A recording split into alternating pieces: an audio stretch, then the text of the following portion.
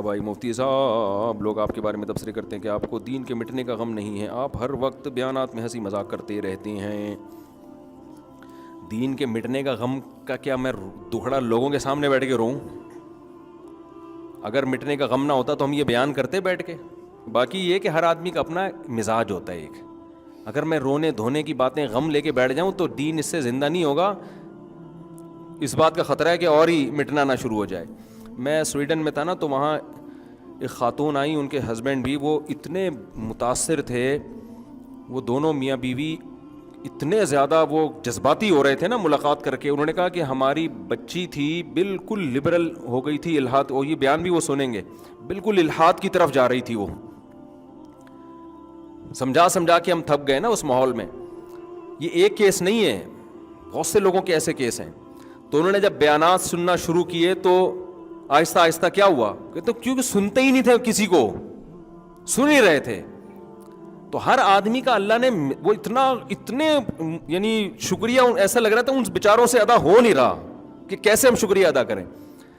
تو اگر میں نوٹس تیار کرنا شروع یا ریکارڈ رکھنا شروع کر دوں نا، کتنے نوجوانوں نے توبہ کی ہے، کتنوں کی زندگیاں بدل گئیں، کتنوں کو اسلام کی توفیق ملی، کتنے غیر مسلم بھی مسلمان ہوئے ہیں بیانات سن کے، میں ریکارڈ رکھنا شروع کر دوں تو بہت موٹا رجسٹر تیار ہو سکتا ہے۔ لیکن میں یہ ریکارڈ رکھتا نہیں ہوں کہ اگر اللہ کے ہاں قبول ہے تو بغیر ریکارڈ کے بھی قبول ہے، قبول نہیں ہے تو ریکارڈ رکھ کے کرنا کیا ہے۔ ہمارے حضرت ریکارڈ رکھا کرتے تھے، جو لوگ بھی ہمارے حضرت کے بیان سن کے توبہ کرتے ان کا ریکارڈ رکھتے موٹیویشن کے لیے، لیکن میں نہیں رکھتا ریکارڈ۔ تو ایسا نہیں ہے کہ فائدہ نہیں ہے، الحمدللہ بہت۔ باقی یہ کہ میں ہنسی مذاق تو بھائی جو اپنا انسان مزاج چینج نہیں کر سکتا۔ میں نے کبھی بیان میں کسی کی نقل مارنے کی کوشش نہیں کی، وہ ایسا کرتا ہے تو میں بھی ایسا کروں، ہمارا اپنا اسٹائل ہے، اس کا اپنا اسٹائل ہے۔ اور دوسرے علماء بھی کام کر رہے ہیں الحمدللہ، وہ زیادہ اچھا کام کر رہے ہیں، ہم ان جیسا کام کر نہیں رہے ہیں، کر نہیں سکتے، نہ کر رہے ہیں، تو وہ زیادہ اچھا کر رہے ہیں، تو زیادہ تر لوگوں کو تو انہی سے فائدہ ہو رہا ہے۔ ابھی میں حضرت فیروز میمن صاحب کے پاس گیا ملاقات کے لیے، بڑے بزرگ ہیں ماشاءاللہ، میں لوگوں کو ان سے بیعت کا بھی مشورہ دیتا ہوں کہ بڑے بڑے بدماشوں کو انہوں نے سیدھا کیا ہے۔ ان کے بیانات میں اتنا مذاق نہیں ہوتا، وہ رلاتے بھی ہیں، مزاح بھی کرتے ہیں لیکن رلاتے زیادہ ہیں۔ اور میرے جو پرانے بیانات ملیں گے نا آپ کو 2000 سے پہلے کے، ان میں رونا زیادہ تھا۔ پھر جب سے میری شادیاں ہوئی ہیں نا تو جتنا رونا، آپ سمجھے کہ شادی کے بعد میں بہت خوش ہو گیا، ہوا یہ کہ شادی کے بعد جو میں رونا شروع ہوا نا، یعنی اللہ معاف فرمائے، تو میں نے کہا یہاں بھی روؤں گا گھر میں بھی روؤں گا، تو پھر یہ عجیب سی بات ہو جائے گی نا، دونوں جگہ نہیں رو سکتا آدمی۔ اور مجھے پھر شادی شدہ لوگوں کے غموں کا اندازہ بھی ہوا، میں نے کہا یار بیانات میں نا رلاؤ نہیں، کیونکہ پہلے ہی گھر میں رو رہے ہیں یہ لوگ، گھر میں عورتیں بھی رو رہی ہیں، مرد بھی رو رہے ہیں، سارے رو رہے ہیں، تو مسجد میں بھی رلاؤ گے تو یہ تو نسل بھاگ جائے گی۔ لیکن یہ سب چیزیں تو ایسے ہی باتیں، اصل ہے مزاج، ہمارا مزاج جو لوگ جانتے ہیں وہ نارمل بھی ایسے ہی ہے جیسے یہاں ہے، ٹھیک ہے نا۔ ہماری جو مدرسے میں استاذ ہیں، ان کے جو ہماری دوستی ہیں، یا اپنے ہمارے دوستوں سے پوچھ لو، جیسے ہم ادھر ہیں ممبر پہ بھی ہم ویسے ہی، مجھ سے آرٹیفیشل طور پر یہ سنجیدگی ہوتی نہیں ہے کہ میں تمیز سے نا ایک دم میں آؤں کہ ایک بات کان کھول کے یاد رکھو مجھ سے تو یہ ہوتا نہیں ہے، ایک بات کیوں بھائی، جتنی باتیں کر رہا ہوں ساری کان کھول کے سن لو، فلاں نے میں فرمایا، پھر یوں فرمایا، تو یوں فرمایا، تو ابھی میں کچھ سناؤں گا تو پھر لوگ ان کی طرف چلے جائیں گے نا، وہ پھر غلط ہو جائے گا، ورنہ بڑا زبردست ایک چیز سنانے والا تھا۔ دوسری بات یہ کہ ہمارے حضرت فرمایا کرتے تھے، ایک شعر پڑھا کرتے تھے، دن گزارے ساز میں، راتیں گزاری سوز میں، عمر بھر ہم دل میں بلبل، شب میں پروانہ رہے۔ میں نہیں کہہ رہا کہ میں ایسا ہوں، لیکن اللہ والے ایسے ہوتے ہیں کہ لوگوں کے سامنے خوش مزاج، تنہائی میں اللہ کے سامنے رونے والے۔ میں نہیں کہہ رہا کہ میں تنہائی میں اللہ کے سامنے رونے والا ہوں، نیک ہوں، نہ میں یہ کہہ رہا ہوں کہ نہیں ہوں ٹھیک ہے نا، وہ میں کیا ہوں وہ تو میں جانوں، اللہ جانے، لیکن رونے کی جو اصل موقع ہے نا وہ تنہائی میں اللہ کے سامنے ہے، وہ ہنسنے کا موقع نہیں ہے۔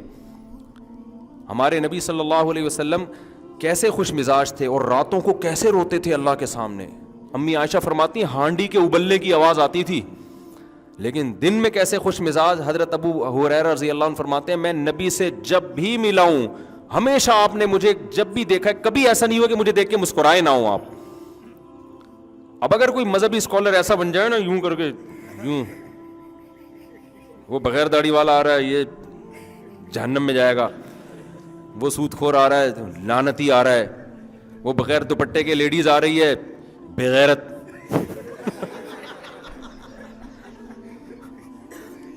तो इससे क्या होगा, वो दुपट्टा पहन लेगी है भाई, वहीं से भाग जाएगी, बोले वो वहीं टाटा करके मैं किसी पादरी के पास जाऊंगी, मौलवी के पास आने की जरूरत नहीं। तो ये तो यानी होना चाहिए, मेरा ख्याल है थोड़ा सा मजबूरी है, लोगों को दीन सिखाना है तो थोड़ा सा खुश मिजाज होना, हमें इतना हूँ नहीं लेकिन होना चाहिए इंसान को। अच्छा मेरे भाई, दुनिया आखिरत की 100% कामयाबी अल्लाह ने दीन में रखी, लेकिन आज जो जितना मज़हब से दूर होता है दुनियावी एतबार से इतना कामयाब होता है भाई, वो अय्याशी को कामयाबी नहीं कहते, इस पर तो कई बार बयान कर चुका हूँ मैं। अय्याशी अलग चीज़ है, कामयाबी अलग चीज़ है। अय्याशी तो माशाल्लाह मिसाल नहीं देना चाहता मैं।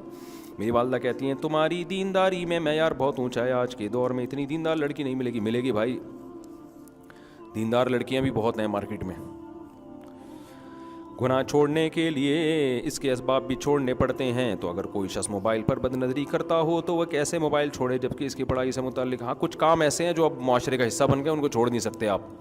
तो उसका फिर तरीका यही है कि जब बदनज़री हो तो सदका करें, अपने आप को सज़ा दें, आहिस्ता आहिस्ता इंशाअल्लाह वो गुनाह छूट जाएगा। वैसे भी मोबाइल छोड़ने में ये होगा कि आप अगर छोड़ देंगे ना तो जब बदनज़री का दिल चाहेगा तो दोबारा ख़रीद लेंगे, सही है ना। मतलब ये कि दुनिया से तो ख़त्म नहीं कर सकते ना। तो उसका हल फिर यही है कि भाई आप जब उस पर कोई उल्टी चीज़ देखें, अपने तौबा भी करें और अपने आप को सज़ा भी दें। आहिस्ता आहिस्ता इंशाअल्लाह जब चाहेंगे ना तो ये बुराई छूट जाती है। अच्छा भाई, अबे कराची की रोडों पे सफ़र जो करता है उसको तो ये मसला बहुत अच्छी तरह समझ में आता है ना। आप बताओ कराची में कोई एक माई का लाल ऐसा है जिसने हमेशा पूरा रोड पे ही सफ़र किया हो? कच्चे में उतारना पड़ता है आपको, खड्डा आ रहा है आगे, गटर आ रहा है। अभी मैं न्यू कराची के रास्ते से जा रहा था तो वो एक इतना बड़ा गटर खुला हुआ है ना, उससे ऐसी नहरें बह रही हैं ना गटर लाइनों की। न्यू कराची में देखा है आप लोगों ने आगे जाके?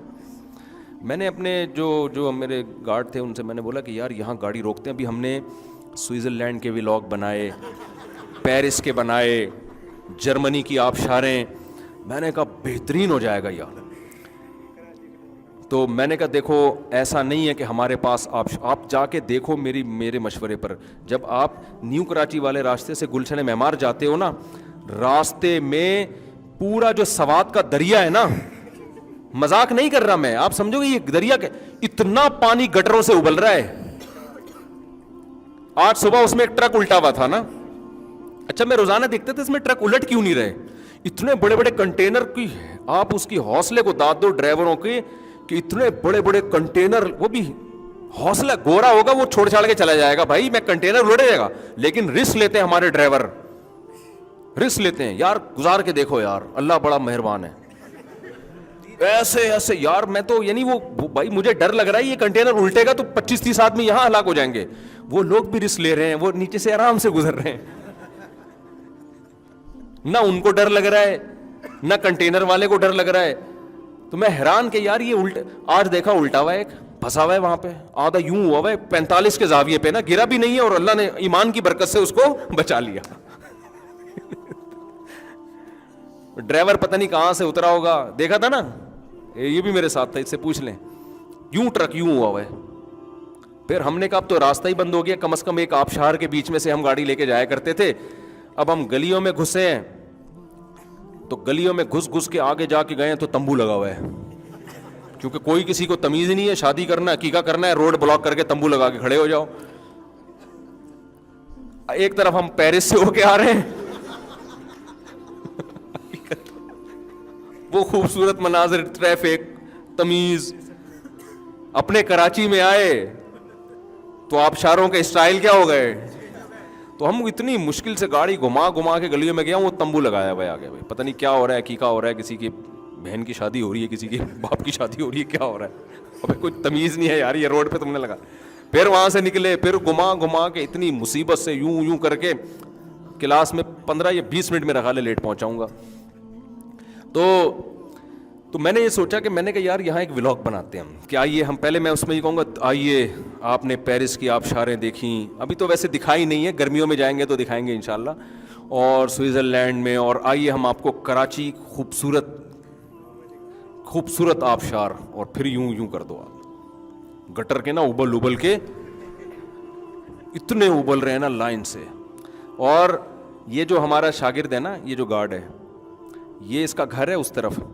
जब अभी बारिशें नहीं हो रही थी तो इसने क्या किया है बेचारा, अगले दिन मेरे पास आया, कह रहा मैं बाइक लेके जा रहा हूं, मैं यहां तक पानी मेरे, और 3 बूढ़े, एक बेचारी बूढ़ी औरत और 2 बूढ़े आदमी पानी में बह रहे हैं। खैर बचा लिया उनको जिंदा। तो ये हालात हैं यार, आप खुद अंदाजा लगाओ, अल्लाह आप शारे हैं। तो शुक्र है खुशी इस पे हुई कि वो मुझे इस पे नहीं हुई थी कि गिर गए हैं, गम इस खुशी बचने की हुई जब उन्होंने बताया ना उन बूढ़ों को हमने निकाल लिया। तो ये हालात हैं, ये बारिश के बगैर ये आप शारे हैं। बारिश हो तो हुस्न के मनाजिर, वो तो ऐसा मजा होता है कि भाई वो तो स्विट्जरलैंड तो कुछ भी नहीं उसके मुकाबले में। ये हुस्न है हमारे कराची का, अल्हम्दुलिल्लाह। तो खैर कहाँ से कहाँ बात चली गई यार, ये क्या चल रहा था। बस बात को ख़त्म करता हूँ मैं, बहुत हो गया। हाँ तो मेरे भाई मैं ये बात कर रहा था कि मज़हब पे चलोगे ना तो आपकी कन्फ्यूजन दूर हो जाएगी। आपको एक ट्रैक नज़र आएगा, ये सीधा रास्ता है। तो उसमें अगर जैसे कराची की यहाँ मिसाल आई थी कि भाई थोड़ा सा आगे गटर मटर आ भी गया तो उठा के फिर भी रोड पे ही आना है ना, ये थोड़ी कि उसी में नहर में ही बह जाएगा जाके वो। तो अगर थोड़ा बहुत इंसान से गलती हो जाए, आड़ा तिरछा हो जाए, अब्बा के सामने कभी ऊंची आवाज़ से बात हो गई, कभी बदतमीज़ी हो गई, तो भाई तौबा का दरवाज़ा खुला हुआ। अच्छा आखिरी बात, अब्बा से भी माफ़ी मांगनी चाहिए कि नहीं मांगनी चाहिए? तो अगर कभी कभार हो जाए तो अब्बा से भी मांगें, अगर आपकी आदत ही हो गई है तो सिर्फ अल्लाह से ही मांग लें क्योंकि बार बार माफ़ी मांगते हुए भी वो शर्म की बात नहीं है। अच्छा ये वो अब्बा भी इससे परेशान हो जाएगा कि बस कर यार कोई और काम कर दो। तो फिर अल्लाह से मांगो और अपने ऊपर कोई जुर्माना रख लो, जुर्माना रख लो। तो ये एक उसूल और ज़ाब्ता शरीयत ने, और बहुत सारे इसमें अहकाम हैं, लेकिन कन्फ्यूजन नहीं है। समझते हो, किसी इस्लाम को छोड़ोगे कन्फ्यूजन ही, सारी ज़िंदगी ठोकरें ही खाते रहोगे, उसी में मर जाओगे। तो ये है हिसाब किताब। तो अल्लाह ताला हमें सीधे रास्ते पे चलने की तौफीक अता फरमाए, मोटिवेशन हमें इस्लाम से लेने की तौफीक अता फरमाए, जो मैंने असल बयान शुरू किया था। और वो जो फिर एकदम आता ना, ये एकदम करके यूं एक बात हमेशा याद रखना, बोला भाई तू अगर शरीयत के मुताबिक कर कुछ और काम कर ले, तू जाके इस्लाम के मुताबिक बात कर रहा है तो एक नहीं तेरी 6 बातें याद रखेंगे हम, ठीक है ना। इस्लाम के मुताबिक नहीं कर रहा तो फेंकने पर गवर्नमेंट की तरफ से कोई पाबंदी नहीं है, फेंकते रहो बैठ के। अच्छा मेरे बॉय, आपके नौजवान, आपके बयान में नौजवान ज़्यादा तो उनको तरगीब में दाढ़ी रख लें। भाई मैं नौजवानों को कहता हूँ, देखो दर जवानी तोबा करदन शेवाई पैगम्बरी, जवानी में तोबा करना पैगम्बरों का काम है। तो जवानी में दाढ़ी रख लो यार, समझ में आ रही है बात, इसका सवाब मिलेगा, हिम्मत कर लो।